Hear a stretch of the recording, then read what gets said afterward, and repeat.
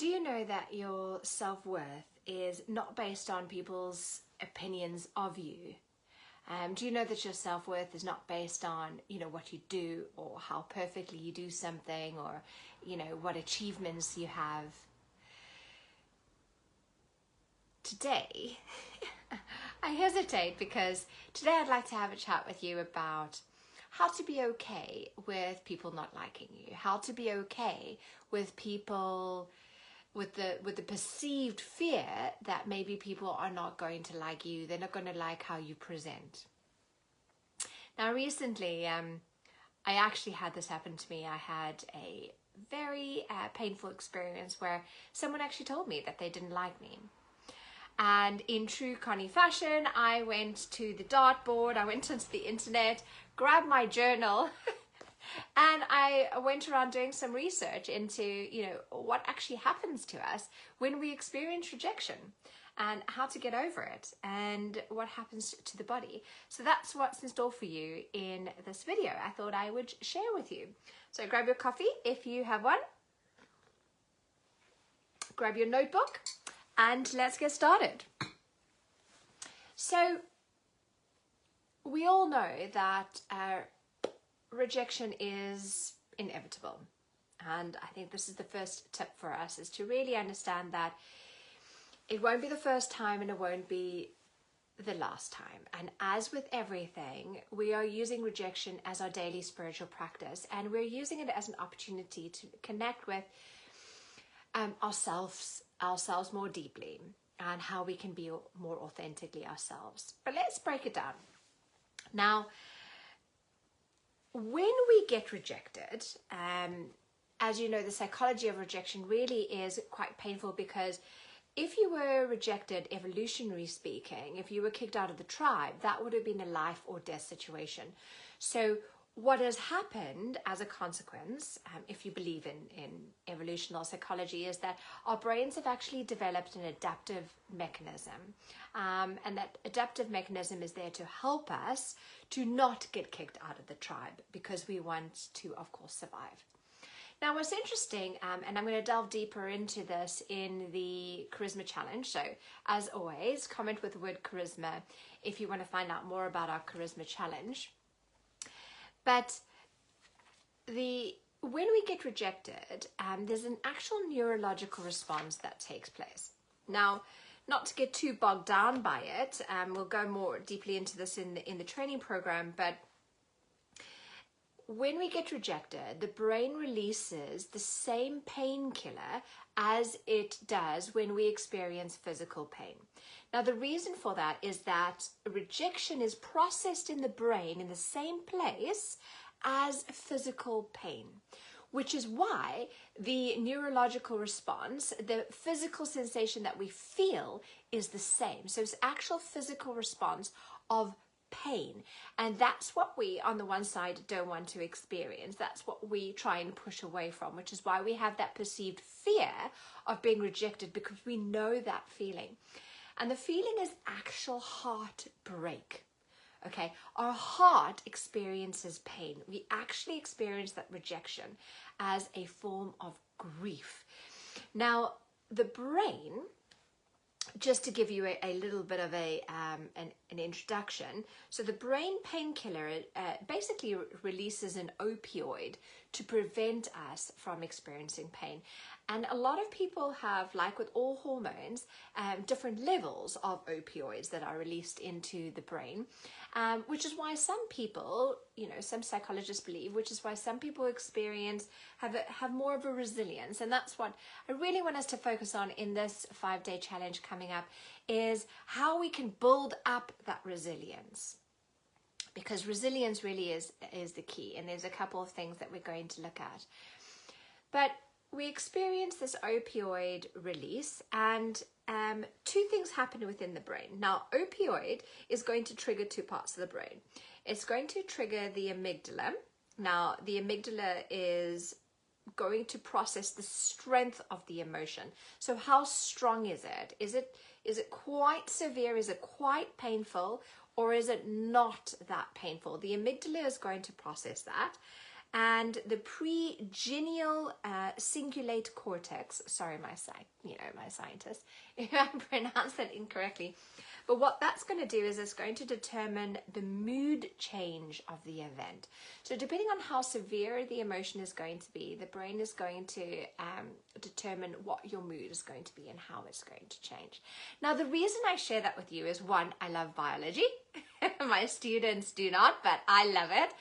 And I think for me, I always feel better when I understand what's happening in my body, which is why I love in our training programs to really focus on the body and understanding what is happening to us neurologically. Because when we take on that observer perspective, for me, it really helps. It helps me to understand.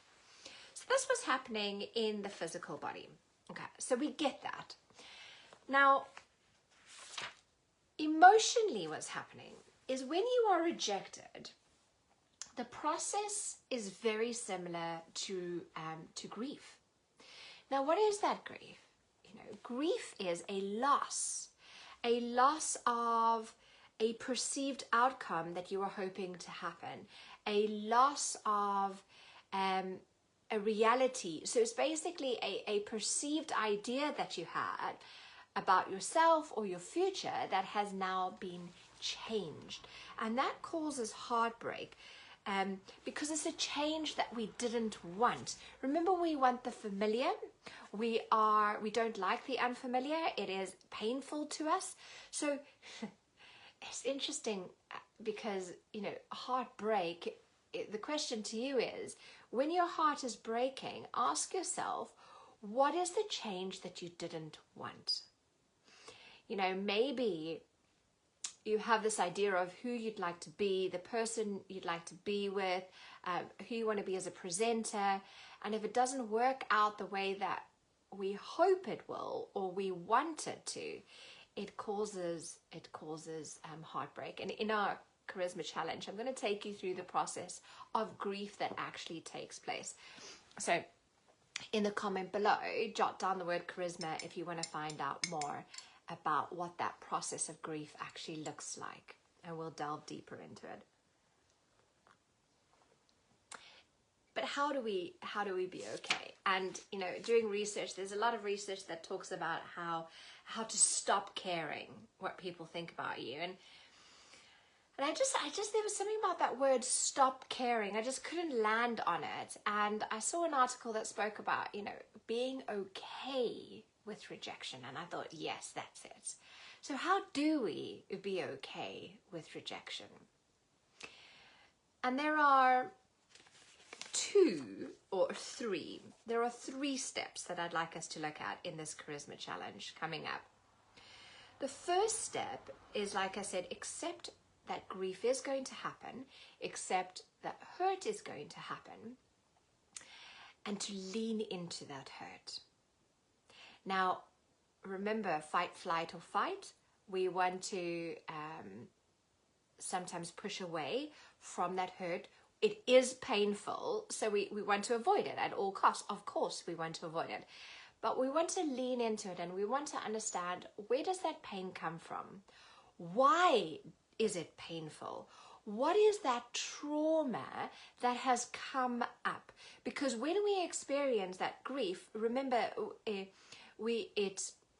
triggers that trauma of when we were rejected for the first time. So it takes us back, which is why we don't want to experience that pain again. So we want to lean into it. We want to feel it. Remember, you're entitled to experience that heartbreak, because underneath a lot of heartbreak and rejection is shame. I am wrong. I have done something wrong. This person, how can I change it? How can, these are all the different steps, the stages of grief. But remember that shame is one of them.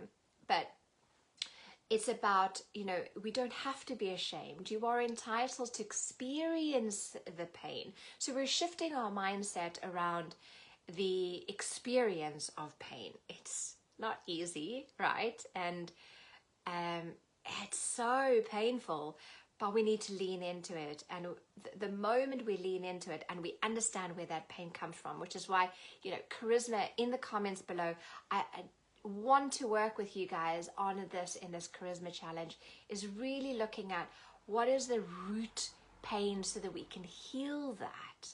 That's what I'm really passionate about. And then secondly, we want to reframe the rejection. Okay, is it true? Like Katie Byron says, is it true? Is that perception that you have, or is their opinion true? And what would shift if it wasn't true? So we're going to be doing some work around reframing it. And thirdly, and most importantly, realigning with your truth. Realigning with your value. I want you to really feel into that is, you know, your worth and your value is not based on somebody's opinion of you. Feel that in your body. Your true worth is not dependent on the perfection of your presentation, on the perfection of what you do, what you say. You know, no one is perfect. We are all human. We all make mistakes, and that doesn't define us. I need to meditate on that today. That lands for me, and I hope it lands for you. If it does, you know, charisma as always in the comments below. Okay, so I'll leave you with some tips and some tricks, and of course an exercise. Now remember, in our charisma challenges, every day I'm going to give you a tip and a trick and an exercise for you to work on. As a hint, as a little taster to that, your tip today is really take a moment to be honest with yourself. Honest about the person that you are, honest about the speaker that you're wanting to be. The tip is today to step out of that comparison, step out of that need to conform. If you're watching somebody and you think, oh, they're so charismatic, I want to be exactly like them. They are so confident, I want to be exactly like them. We want to step away from comparing ourselves to what a person is or what a person is doing, and really be honest about who are you? You know, and accepting authentically, accepting vulnerably who you are and being okay with that. Really taking that time just to ask yourselves those questions, which leads into the second, which is the exercise I'd like to give you today, and is to spend, now that you've spent some time thinking about who you authentically are, spend 2 minutes jotting down, what are you proud of about yourself? What is actually awesome about you? And as a bonus, at the end of every presentation or a difficult conversation, write down what you're proud of. What did you do really well? And as I'm talking about that, I'm actually doing it for myself as well. So what are you proud of? And jot that down as well. So guys, I hope you think that this video was useful. Comment with the word charisma in the comments below, and I look forward to seeing you in the next video. Bye.